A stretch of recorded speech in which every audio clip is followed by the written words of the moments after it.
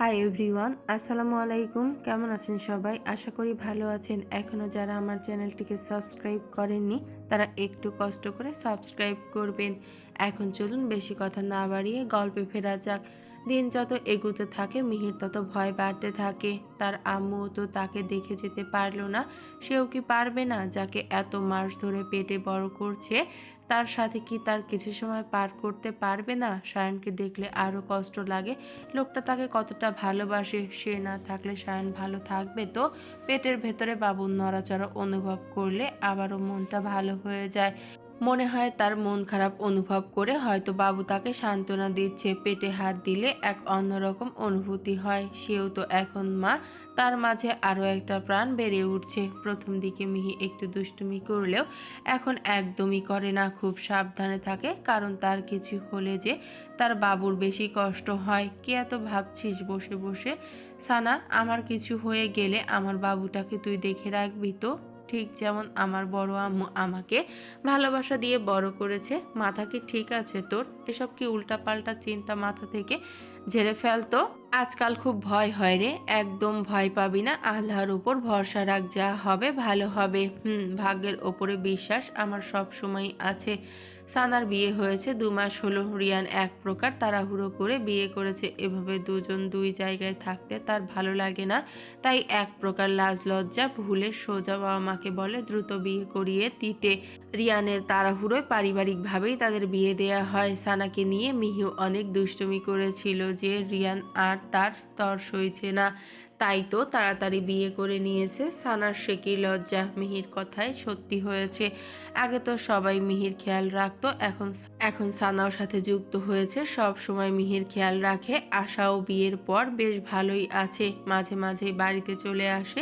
তার বাড়িতে আসা নিয়ে কারো কোনো মানা নেই, কোনো সমস্যা নেই। মিহির এখন 8 মাস চলছে, পেট বেশ উঁচু হয়ে গিয়েছে। পেটের মাঝে ধরে ধরে হাঁটাহাঁটি করতে হয়, বসে থাকতে আর ভালো লাগে না। তাই কষ্ট করে হলেও একটু একটু হাঁটাহাঁটি করে। মিহি একটু একটু করে হাঁটছিল, তখনই সায়ান রুমে আসে। সায়ান মিহিকে ধরে নিয়ে খাটে বসায়, তারপর নিজেও ফ্লোরে বসে মিহির পেটে হাত দিয়ে বাবুর সাথে কথা বলে। মিহি খিলখিলিয়ে হেসে ওঠে, এমনভাবে কথা বলছে যেন বাবু সব শুনতে পাচ্ছে। অবশ্যই শুনতে পাচ্ছে, দেখছে না। আবার কথা শুনেই নড়াচড়া শুরু করে দিয়েছে। তা আপনার বাবু আর কি বলছে? আমার আম্মু বলছে আমার আম্মুর নাকি আজ মন খারাপ, কান্না করেছে নাকি। আমার বাবুর আম্মু তো দিন দিন আরও বাচ্চা হয়ে যাচ্ছে। সায়ান আসতেই সানা মিহির কথা জানিয়েছে যে মিহির মন খারাপ। মিহির মনটা আবার কালো হয়ে যায়, হঠাৎই ফুপিয়ে কেঁদে ওঠে। সায়ান গিয়ে মিহিকে জড়িয়ে ধরে। আরে বোকা মেয়ে, কান্না করছো কেন? এমনি, আমার এখন খুব কান্না করতে ইচ্ছে করছে। সায়ান মিহির চোখের পানি মুছিয়ে দেয়। তারপর মিহির কান্না শেষ হচ্ছে না, সায়ানকে জাপটে জড়িয়ে ধরে মিহি বলে, আমার কিছু হয়ে গেলে আপনি কি আবারও বিয়ে করবেন? সায়ান মৃদু ধমকে বলে, মিহি এসব ফালতু কথা বলবে না বলেছি না। না না, আপনাকে আমি মানা করছি না তো। আমাদের বাবু ভালো থাকার জন্য হলেও তো আপনি আরেকটা বিয়ে করবেন, আমি অনুমতি দিয়েছি তো। সায়ান মিহিকে ছেড়ে দিয়ে রাগান্বিত কণ্ঠে বলে, দূরে সর, কথা বলবি না আমার সাথে। ফালতু কথা বলে রাগ তুলে দিস খালি, বেয়াদব কোথাকার। মিহি বুঝে সায়ান সত্যিই রাগ করেছে এখন, তাই তো তাকে তুই করে বলছে, নয়তো এখন তাকে তুই করে সায়ান আর বলে না, তুমি করেই সব সময় বলে। তাই মিহি নিজে থেকে সায়ানকে জড়িয়ে ধরে চুমু খেয়ে বলে, রাগ করবে না বাবুর আব্বু, আমি আর এসব বলবো না, প্রমিস করছি। মিহি দিন দিন আরো আদুরে হয়ে যাচ্ছে। মিহির এমন কথা শুনে সায়ান মিহিকে শক্ত করে জড়িয়ে ধরে, যেন মিহিকে কোথাও যেতে দিবে না, আজীবন বুকের মাঝে আগলে রাখবে। তার নিজেরও তো ভয় লাগে, সে নিজেও তো ভয় পায় মেয়েকে ছাড়া যে সে নিজেকে ভালো রাখতে পারবে না। মেয়েটা একদম এসব বোঝে না, সব সময় নিজের মনে যা আসে তাই বলতে থাকে।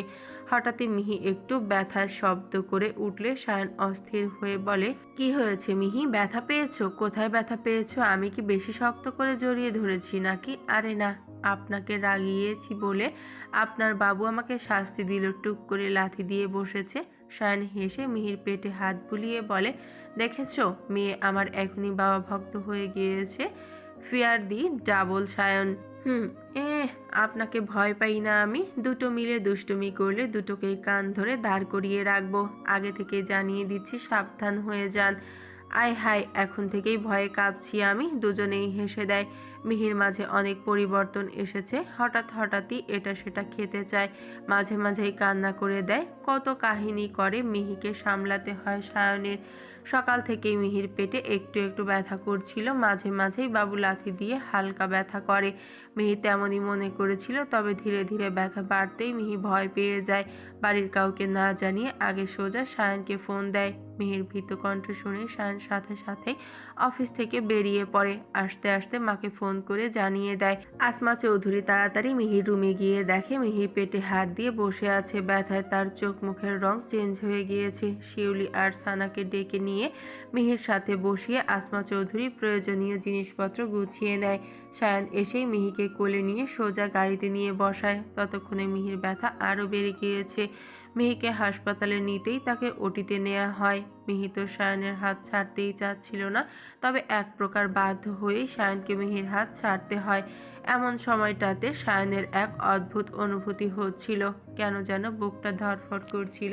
সায়নের এমন অবস্থা দেখে রিয়ান গিয়ে সায়নকে ধরে বসায়। সায়নের হাত পা কাঁপছিল। ততক্ষণে আশা রুহানো খবর পেয়ে চলে এসেছে। আশা নিজেও এখন 2 মাসের প্রেগনেন্ট। সায়নকে এমন অবস্থায় দেখে সবাই অবাক হয়। সায়নের মতো শক্ত একটা ছেলেও কিনা ভয় পাচ্ছে। ভালোবাসার মানুষকে হারানোর ভয় বুঝি এমন কঠিন? আমিনুল চৌধুরী আর সাইমন চৌধুরী একসাথে একপাশে দাঁড়িয়েছিলেন। ছোট ভাইয়ের মনের অবস্থা বুঝে সাইমন চৌধুরী তাকে সান্ত্বনা দিচ্ছিল। আমিনুল চৌধুরী শুধু দোয়া করছিলেন যাতে দুজনেই ভালো থাকে। নিজের মতো একটা পরিস্থিতিতে অন্য কাউকে দেখার মতো আর সাহস নেই ওনার। অবশেষে সেই কাঙ্ক্ষিত মুহূর্ত আসে। ভেতর থেকে একজন নার্স এসে জানায় সায়নের একটা মেয়ে বাবু হয়েছে। সায়ন হন্তদন্ত হয়ে এগিয়ে গিয়ে মিহির কথা জিজ্ঞাসা করলে জানায় মা বাবু দুজনেই সুস্থ আছে। মা এখন ঘুমোচ্ছে, কিছুক্ষণ পর মাকে কেবিনে দেয়া হবে। এ কথা শুনে সায়নের দেহে যেন প্রাণ ফিরে আসে। এতক্ষণ পর সে একটা স্বস্তির নিঃশ্বাস ফেলে। কিছুক্ষণ পর নার্স বাবুকে নিয়ে আসতেই আসমা চৌধুরী কোলে নিয়ে সোজা সায়নের কাছে আসে। এত ছোট বাবু দেখে সায়ন ভয় পাচ্ছে। সে কিভাবে নেবে? তার শক্ত হাতের ছোঁয়ায় বাবুটা যদি ব্যথা পায় তো? বাবুকে কোলে নেওয়ার আগে সে তাড়াতাড়ি করে আগে একটা চেয়ারে 2 পা আড়াআড়ি করে তুলে বসে। তারপর মাকে বলে বাবুকে আস্তে করে তার কোলে দিতে। আসমা চৌধুরী বাবুকে কোলে দিতে সায়ন সুন্দর করে বাবুকে ধরে। মেয়েকে কোলে নিয়ে সায়নের মনে এক অন্যরকম প্রশান্তি বয়ে যায়। তার মেয়ে, তাদের মেয়ে, সায়ন চৌধুরী আর মিহিকা চৌধুরীর মেয়ে। সায়ন ভালো মতো মেয়েকে দেখতে থাকে। দেখতে তো তার মতোই হয়েছে কিছুটা, আবার মেয়ের চোখগুলো মিহির মতো লাগছে। মিহিও ছোটবেলায় এমন বড় বড় করে তাকিয়ে থাকতো তার দিকে, আর সায়ন সেদিকে তাকিয়ে দেখে বলতো বাচ্চাটা কত কিউট। এখন এমন একটা কিউট বাবু তাদেরও হয়েছে। মেয়ে কি সুন্দর চোখ মেলে বাবার দিকে তাকিয়ে পিটপিট করছে। মিহিকে বেডে দেয়া হয়েছে শুনেই সায়ন ধীরে ধীরে বাবুকে নিয়ে মিহির কাছে যায়। সায়নকে তাদের মেয়েকে নিয়ে এগিয়ে আসতে দেখে মিহির মুখে হাসি ফুটে ওঠে। তার ভবিষ্যৎ তার দিকে এগিয়ে আসছে। সায়ন এসে বাবুকে মিহির কোলে দিয়ে মিহির কপালে চুমু খায়। পরপরই মিহির সারা মুখে চুমু দেয়। এই মুহূর্তটাই তো অপেক্ষা করছিল সায়ন। তার অপেক্ষার অবসান ঘটেছে। সানা সেই কখন থেকে উসখুস করছে বাবুকে একটু কোলে নেওয়ার জন্য। সায়ন বাবুকে নেয়ার পর থেকে আর কারোর কাছে দেয়নি, নিজের কাছেই রেখেছে। সানার ছটফটানি দেখে রিয়ান সানার কানের কাছে বলে, এমন ছটফট করছো কেন? তোমারও বাবু চাই নাকি? আরে হ্যাঁ, ভাইয়া যে নিল একটু আমাদের নিতে দিচ্ছে না। চলো আমরাও আমাদের বাবুকে তাড়াতাড়ি নিয়ে আসি, পরে আমরাও আমাদের বাবুকে ভাইয়ার কোলে দিব না। লজ্জায় সানার গাল দুটো লাল হয়ে যায়। ইস, রিয়ানটা যে কি দুষ্টু হয়েছে। আগে ভেবেছিল রিয়ান হয়তো সহজ সরল ছেলে, এখন তো সবে হাড়ে হাড়ে টের পাচ্ছে। অবশ্য যেই ছেলেটা মারামারি করতে পারে তাকে সহজ সরল ভাবা ভুল হবে। কি অবস্থাটাই না করেছিল নিশানের। মিহি কোথায় তুমি? শামা কাপড় ভিজিয়ে ফেলেছে তো পরিবর্তন করুন। আমাকে ডাকছেন কেন?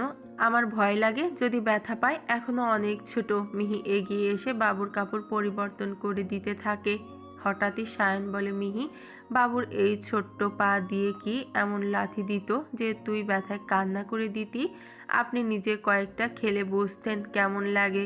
ইস, আমার বাবুর আম্মু অনেক ব্যথা পেয়েছে না? আসো আমি আদর করে দেই একটু। বলেই সায়ন মিহিকে পেছন থেকে জাপটে ধরতেই মিহি চেঁচিয়ে ওঠে, আরে ছাড়ুন তো, এত অভিনয় কিভাবে করেন বলুন তো?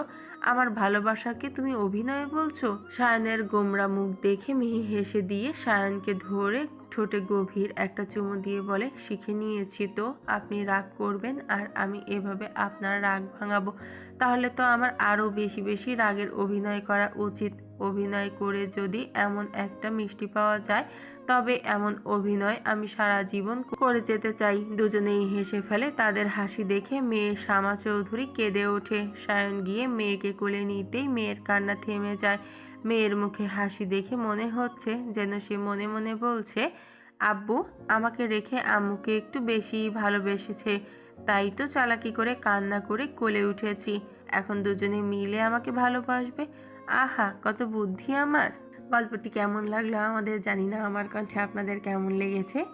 তবে যেমনই লাগুক একটু পাশে থাকার চেষ্টা করবেন, আর দয়া করে একটু সাবস্ক্রাইব করবেন, লাইক কমেন্ট শেয়ার করবেন। ধন্যবাদ।